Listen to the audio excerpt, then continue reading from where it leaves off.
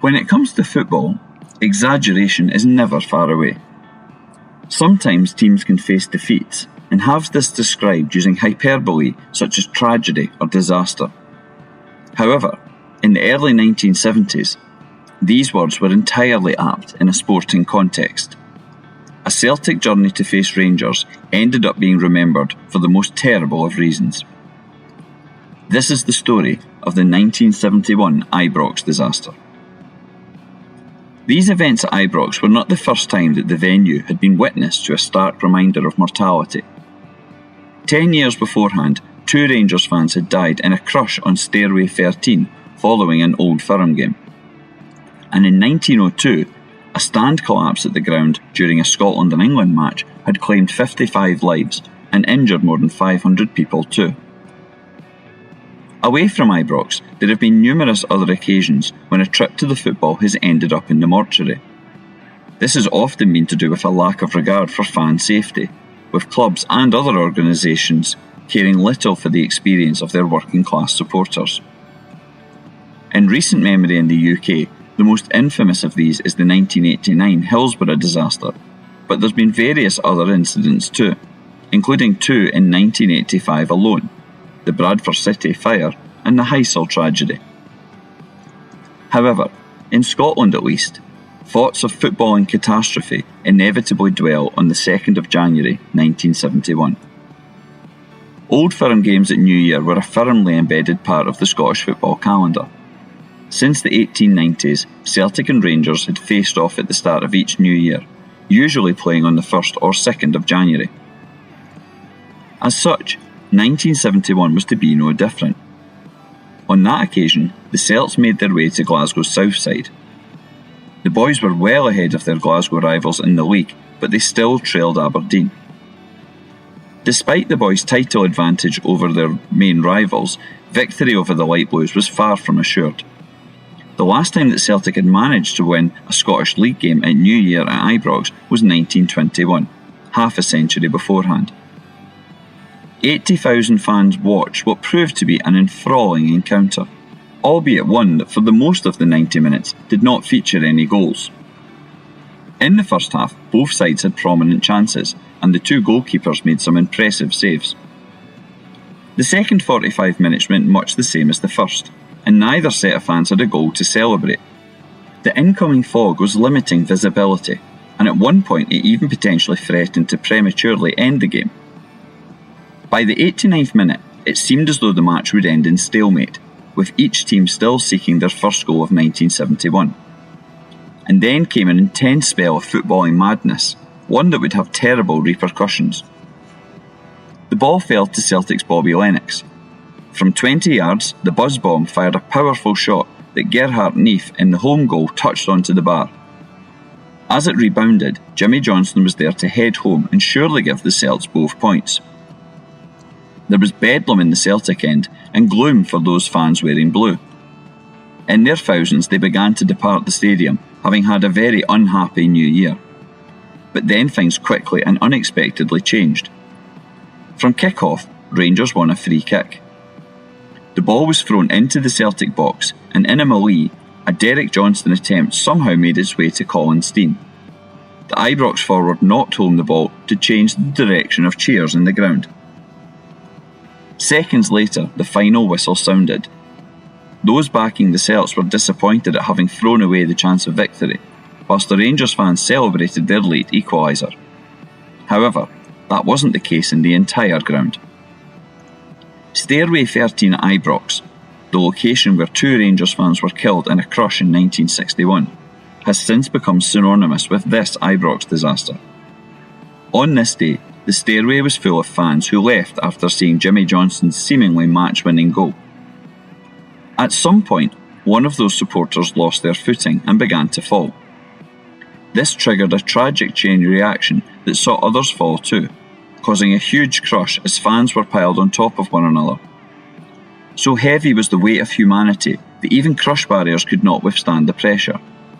One policeman later said the scene was akin to a battlefield. Frantic efforts were made to save those caught up in the events.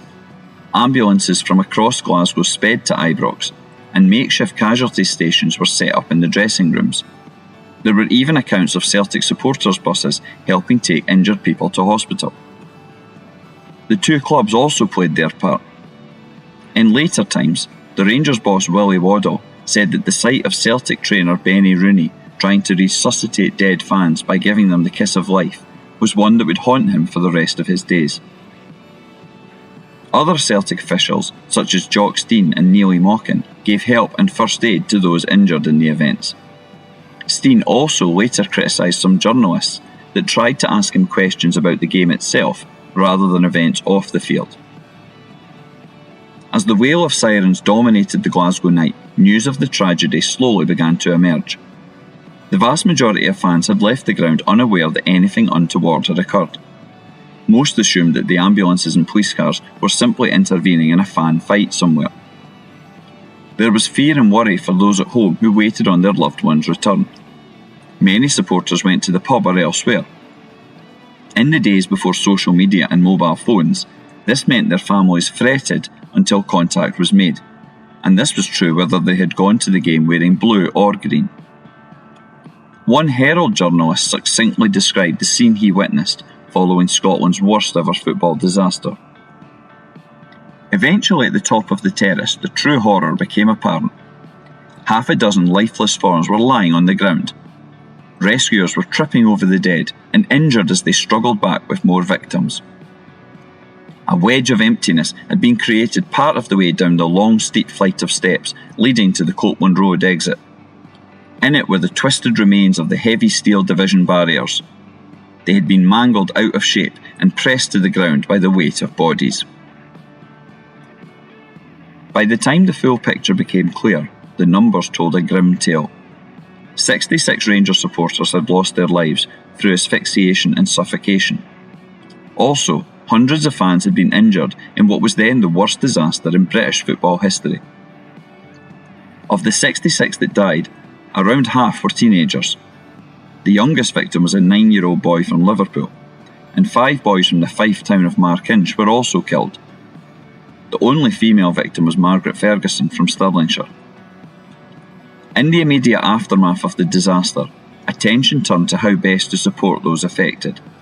Celtic played an important role in those efforts. The Celtic View, which was published in the days following the tragedy, highlighted some actions that the boys were taking. One such venture was joint fundraising campaigns involving the Celtic and Rangers supporters associations, including collections being taken in pubs and social clubs, as well as at Celtic Park. There were various events held to mark the sad events and offer community support.